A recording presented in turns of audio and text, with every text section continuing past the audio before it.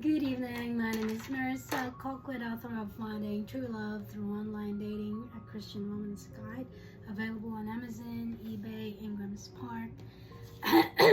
and this book is written for those of you who are looking for love and you haven't found joy in offline dating. So I highly recommend you to check out online dating because you never know what you might find in the cloud or in the information superhighway.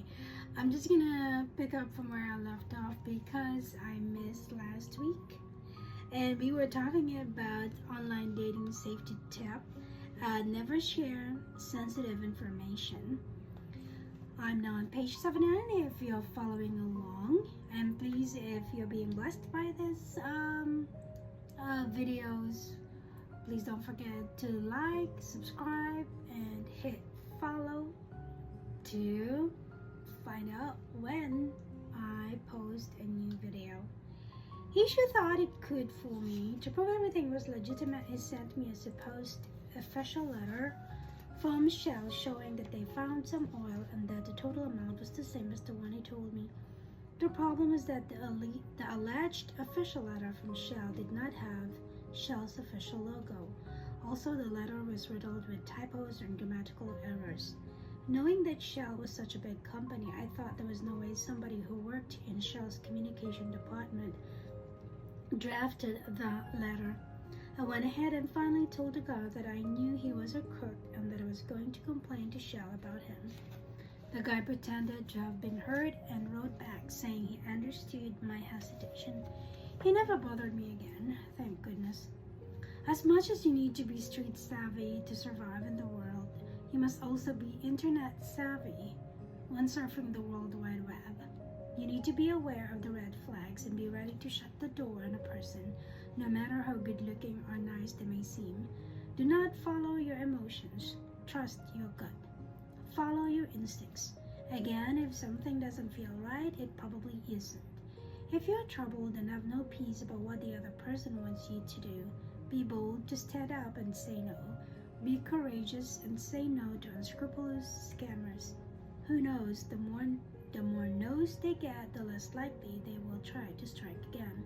In the end, you might be saving countless lives too. Don't reveal any identifying info. If you have just started talking, there really is no point in going into specifics. Don't give people your home address. Give them your city, not their whole address. If the person tries to grill you, be vague. If the person persists, then shut him or her down. Let them know you don't want to share revealing info until you're comfortable. It's your right to refuse. If anything, it should be a red flag. Tell him to take a hike. The rule of thumb is don't leave any identifying information. Your full name, home address, where you work, etc. Don't even bother to share any landmarks near where you live or work unless you're already planning to meet. Next, meet in a public place.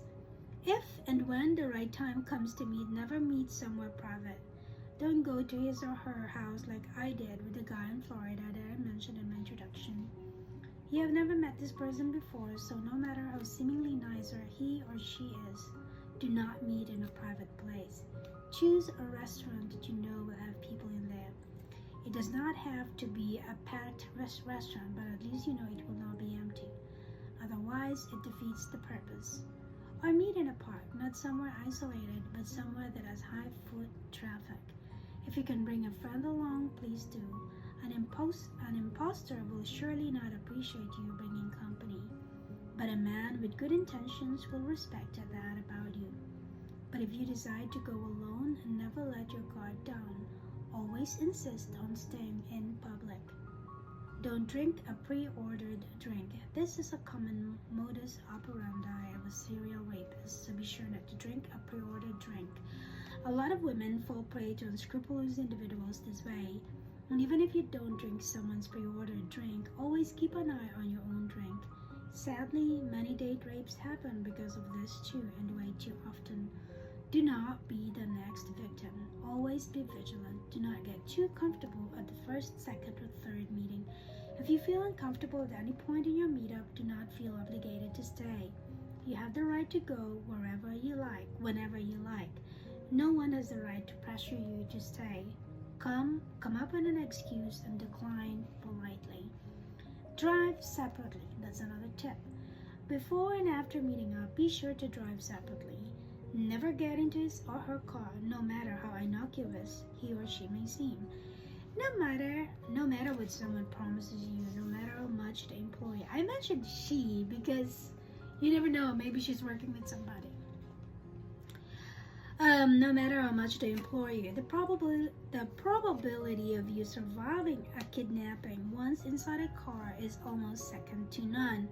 I know this might make you even more terrified, but online dating is really not all that bad if you follow these tips. You have a guardian. Sorry, excuse me.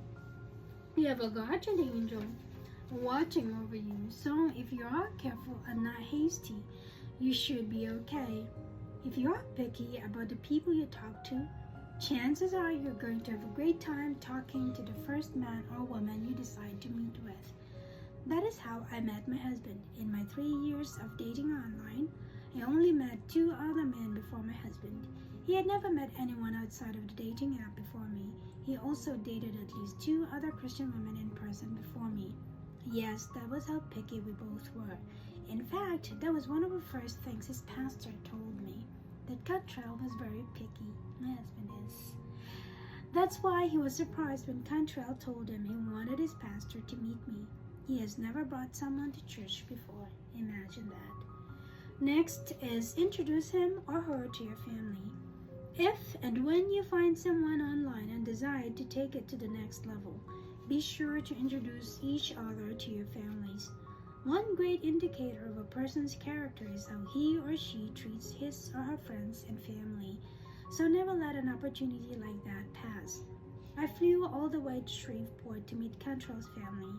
Now, mind you, Cantrell's aunt, the family's matriarch, didn't even want me for him initially. She just wanted somebody black, so when she found out that I wasn't, she wasn't happy. Despite knowing this, I still flew to Shreveport to meet her, and I was glad I did. Despite Cantrell's aunt's reservations, she fell in love with me at first sight. She refused to let go of my hands for the first 15 minutes while heaping me with compliments throughout. It was almost funny, but it was so worth it meeting Cantrell's family and friends. Everywhere I went, I only heard praise for Cantrell. I even met some of his co-workers and classmates who were all singing his praises. Next, meet each other's pastors. Any godly man or woman would want the blessing of his or her pastors. So, Cantrell and I had agreed earlier on that we would meet each other's pastors before making a life-changing decision. So, when the right time came, Cantrell flew to Orlando to meet my pastor. Once he did that, it was my turn to meet his. After meeting Cantrell's family, I attended Cantrell's church and met with his pastors after the service. This was all the more important to both of us since both our parents were gone. We both looked up to our pastors as our spiritual parents and authorities. Remember, the Bible talks about seeking godly counsel. You should be able to trust your pastors enough to make a good judgment about your date's character. If you don't, maybe you need to find a new church whose pastor you can trust. This may look like an exhaustive list, but if you follow these safety tips, they should ensure that you have a great experience both online and offline.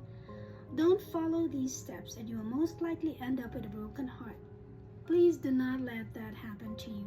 You have already waited long enough to make another mistake or to go through something difficult again. If you don't want to repeat something, you better do it right the first time. That's what my husband said over and over. He only wanted to get married once, so he was very picky. He wanted to be certain he didn't have to do it twice. So the choice is yours. At the end of the day, you're responsible for what you do. The way I put it, I would love for you to enjoy the consequences of your actions, not suffer the consequences of your actions. I hope you see the difference. And that concludes Chapter 8, Online Dating Safety Tips. So join me next week, Chapter 9, Top 3 Recommended Online Dating Sites. Okay, and I'll see you then. God bless.